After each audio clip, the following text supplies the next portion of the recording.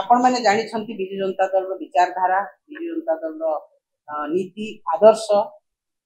जो आदर्श आज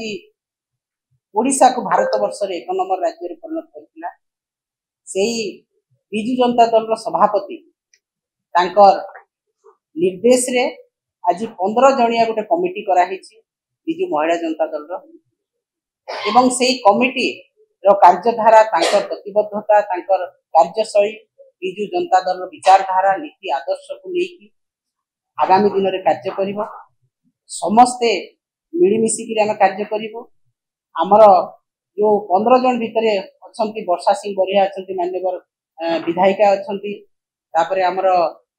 सुमित्रा जेना मैडम अच्छा senior general secretary women affairs अच्छा दीपाली दास मैडम पूर्वतन विधायिका अच्छा आमर ये महिला नेत्री माने अच्छा जो माने कि वुमेन अफेयर्स विषय बुझे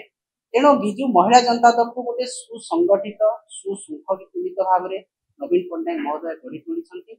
जे कि समग्र ओडिशार दायित्व लेकिन ओडिशार विजु महिला जनता दल नेत्री मान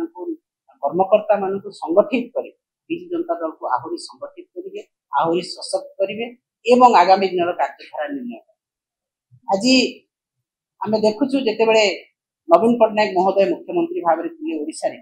सही समय मिशन शक्ति एवं महिला मानकर सम्मान केते गुण रे वृद्धि पाई राजनैतिक क्षेत्र में वार्ड मेंबर ठारू जिला परिषद चेयरमैन पर्यंत नवीन पट्टनायक महोदय महिला मान रखिले मिशन शक्ति रे 70 लाख महिला सरकार सहित जड़ित होई तांकर अर्थनैतिक स्वाधीनता पाइथिले एवं सामाजिक सुरक्षा तांको मिलिबो किपरि भाव रे कार्यदक्षता वृद्धि पाइबो किपरि भाव तांकर एक्सपीरियंस अभिज्ञता बढ़िबो दुबई पर्यंत मिशन शक्ति रे महिला मान को नै गुटे गाँव रो महिला से जाई दुबई पर्यंत जाई तांकर अभिज्ञता साउंटी के आनी की निज काम रे लगे पाइथिले देश विदेश रो कोण अनुकोण टेक्निक खबर देखंतु आम सह यूट्यूब फेसबुक और इंस्टाग्राम रे आमको देखंतु लाइक शेयर और सब्सक्राइब करने को आद्यम भूलंतुनि।